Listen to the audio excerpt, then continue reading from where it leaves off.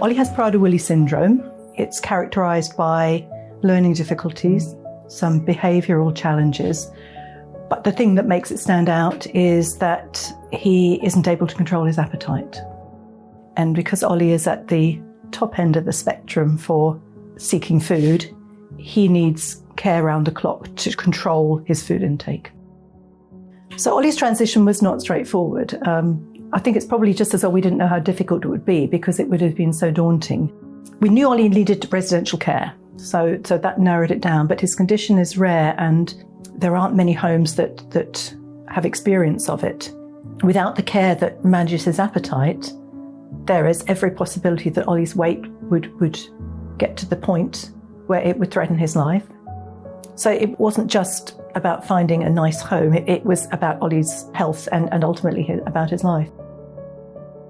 The role of the transition team to us became somebody who walked alongside us, who guided us through the maze that is transition. I think a good caseworker, first of all, takes the trouble to really get to know the young person. And Fadzai took the trouble to do that. She took the trouble to get to know Ollie properly. She trusted us. She trusted that we knew what was right for Ollie. I started working with him when he was at the start of his journey into adulthood. So Ollie was 17 when I met him. The way that we supported Ollie is a way that, as a social worker, I found very challenging because it almost seems to go against your social work values. So he needs restricted access to food. So any environment that he accesses had to have a locked kitchen, locked cupboards. He had to have a very tightly calorie-controlled diet. So I needed to make sure that all of those things were in place for him. But also, I needed to acknowledge that other than having the diagnosis of Prader-Willi, Ollie was a young man who also had dreams, wishes, things he wanted to achieve. And he has this family around him that absolutely loved him and wanted what was best for him. We found a home. They had some experience of Prader-Willi syndrome, and it was a mixed accommodation, so a unit for Prader-Willi people and the rest of the home for people with different needs. He secured a place there, but it became apparent that the staff didn't really have the expertise that they had indicated they did have, and because they weren't able to look after him well, his behaviour became more challenging. And then the company decided to close the home. So we had to look for somewhere else. And so we did, and found a new provision that was opening up. And we were so hopeful, and he was allocated a place there. And it became apparent very quickly that, once again, they didn't have the expertise to look after him. His behaviour became more challenging again. So I met Ollie during those circumstances. I met his family, when they were right at their most nervous. I needed to understand how we had got here. Why was the placement breaking down? And what do we need to put in place to stop whatever future placement what we're going to get for him from breaking down? So that was the process, that talking, that understanding, that hearing from them and allowing them to express to me their anxiety, their fears, their anger, their frustration. I took all of that and I understood it. And that's what prompted me to work very hard with this family, because they were open, they were honest, they trusted me. And in turn, I could really see the dedication that was there.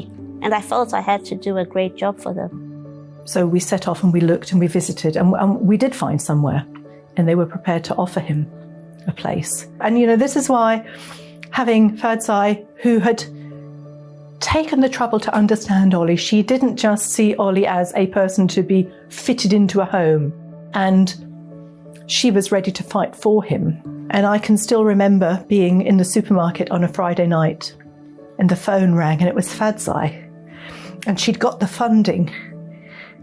And I don't think she will ever know how that changed Ollie's life, because that was the opening the door to the home where he is now, that has been such a success for him and where he is thriving. Ollie's living in a home called Bishopsgate now in Sussex. It is a home, it's not a house, it's a home, and you get that sense when you go in there of people for whom it's not just a job.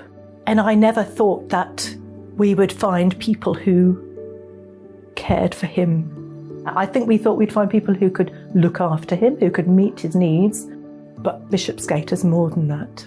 And then you see the difference in Ollie because of it. Ollie has so many strengths. If Ollie walks into a room, you can tell he's in there. He is so vibrant. He is so energetic. His personality shines through. And he also wanted to live independently with people who understood him and people who wouldn't make him feel like he was different. My name's Ollie, and I live at Bishopsgate. Live with six other people. Just great home to live in. Best home to live in. Just brilliant. So the height of Ollie's transition, gosh, it's really difficult to pick one because throughout, this whole journey, Ollie's personality always shone through. He used to look after his rabbits. He would just come from nowhere and start telling you about these rabbits. So he found pride in the very small things. Bugs is my rabbit. Got her last year with mum and dad. Make sure she's got food and water and clean her out. For my birthday present, going to be zookeeper for the day at Drusilla's Park. Clean and feed lots of animals. Through the process of transition, we learned to see the world a little bit more through Ollie's eyes. I think it was a process of us starting to leave behind some of our hopes and start to look at what Ollie would choose if Ollie had that freedom. The advice that I would have for parents and carers going through this process is, by all means, do your research. Have an idea of what you think, you want to achieve, but also be open-minded. Look at the young person that you have supported so beautifully as an adult in their own right. Think about how you were as an adult. What opportunities did you have, and are you giving the same opportunities to your son or your daughter? We always knew that we had Fadsai. At no stage whatsoever did we ever feel that she was not going to sort of walk alongside us and pick up the pieces sometimes.